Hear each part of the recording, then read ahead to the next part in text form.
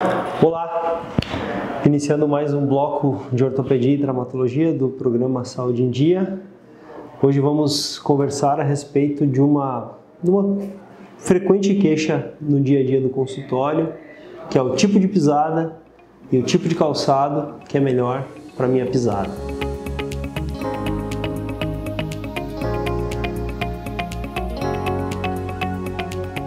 Muitos pacientes chegam no consultório dizendo que meu pé é caído, ou meu pé gasta mais, o meu tênis gasta mais na parte de fora.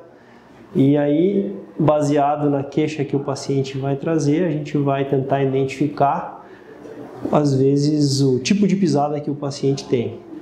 A gente tem a pisada pronada, que é aquela pisada em que ocorre a diminuição do arco plantar longitudinal medial. E nós temos a pisada neutra, que é a pisada, teoricamente, vamos dizer, classificada aí como normal, e a pisada supinada, onde a gente vai acabar utilizando a coluna lateral do pé com maior frequência. E existe um tipo de tênis ou um tipo de calçado específico para cada pisada? Quando essa pergunta vem à tona no consultório, eu sempre penso no conforto. O paciente precisa de conforto para calçar. O sapato ele serve para proteger o nosso pé e também para ser uma proteção confortável durante, por exemplo, a prática de uma atividade esportiva. Então, independente da nossa pisada ser A ou B, o conforto está em primeiro lugar. Existem principalmente alguns tênis que as pessoas usam para corrida ou para caminhada de pisada pronada ou para pisada supinada, mas de um modo geral eu gosto de abordar essa situação com a palmilha.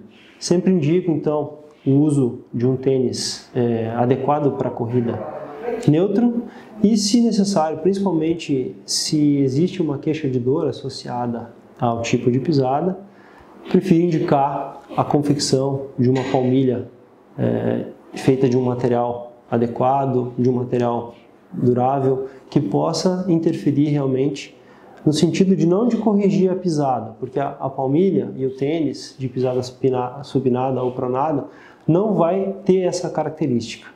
O objetivo da palmilha é tirar ou diminuir a dor, voltando para aquela história do conforto.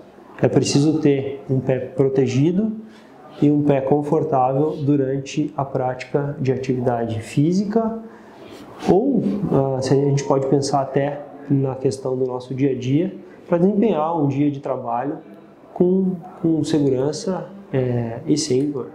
Com relação ao tipo de calçado ou sapato mais adequado para cada tipo de atividade física, por exemplo, na corrida ou na caminhada, a gente vai estar utilizando a musculatura do pé, a musculatura intrínseca do pé e a musculatura da panturrilha para impulsionar o nosso corpo para frente. O tendão de Aquiles está transmitindo a força de contração da panturrilha para o calcanhar, e as estruturas da planta do pé, a fáscia plantar, musculatura intrínseca, estão tensionando principalmente a região da origem da fáscia plantar. O retropé de um modo geral.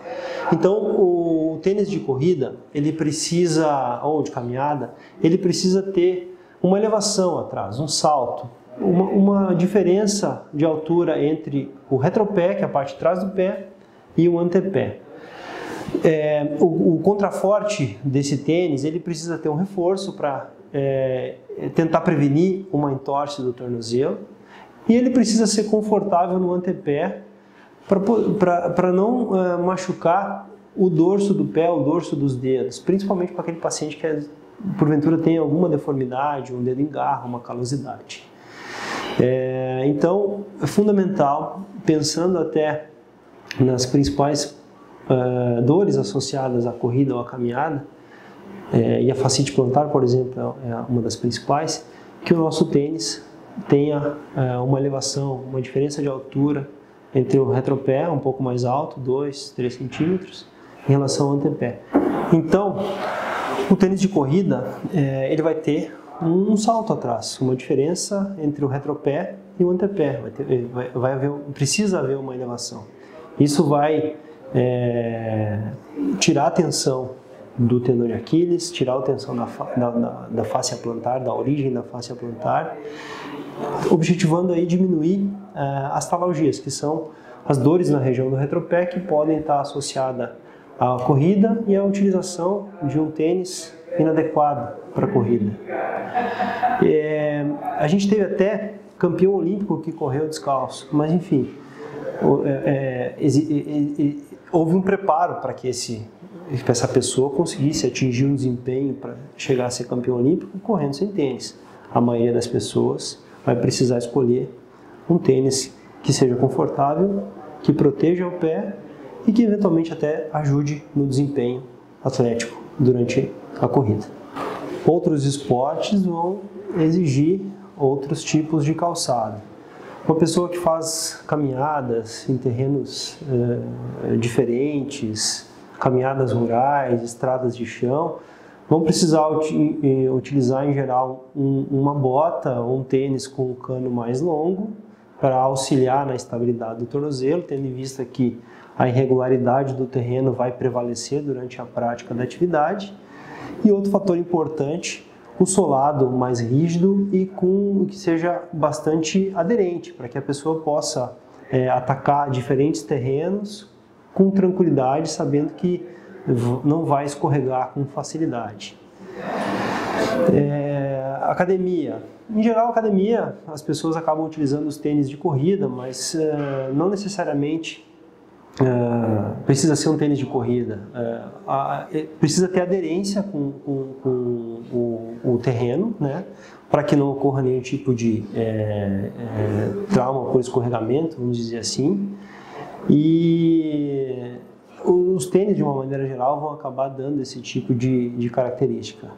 Embora, se formos pensar na possibilidade de trabalhar a musculatura intrínseca do pé, nessa situação, quanto mais em contato a planta do pé tiver com o terreno, mais você está trabalhando a estabilidade e o reforço, vamos dizer assim, da musculatura intrínseca do pé. Inclusive, algumas pessoas, quando vão trabalhar a parte de membros inferiores em academia, tendem ou estão escolhendo praticar essa fase do treino sem nenhum tipo de calçado, até mesmo de pé descalço, justamente para tentar trabalhar também a musculatura intrínseca do pé. Uma questão bastante importante para poder conseguir suportar a demanda física do dia a dia. Pessoas que trabalham muito tempo em pé, etc., precisam de uma musculatura intrínseca muito boa para tentar distensionar as estruturas de colágeno, principalmente a fáscia plantar. E pensando nos pés com deformidades, pessoas idosas, por exemplo, com calosidades, com deformidades do primeiro dedo, deformidades do quinto dedo, aí um sapato com um solado rígido, que deforme pouco, que exija menos dessas articulações que já têm deformidades bem estabelecidas, vão contribuir mais com relação ao conforto. A parte da frente, a caixa dos dedos larga, alta, para acomodar bem os dedos, é bastante importante também na questão do conforto de pés com deformidades. E com um acolchoamento bem adequado, sem costuras principalmente, vão trazer para aquele paciente com deformidade um conforto, seja na utilização do sapato no seu dia a dia, seja na utilização do sapato para fazer alguma atividade física específica. Essas foram as minhas dicas com relação ao uso de sapato e os tipos de pisadas. Mais informações, vocês estão convidados a visitar meu site, o endereço está aparecendo aqui embaixo, junto com o link do Instagram e o WhatsApp para maiores informações. Muito obrigado pela atenção de todos e até o próximo encontro.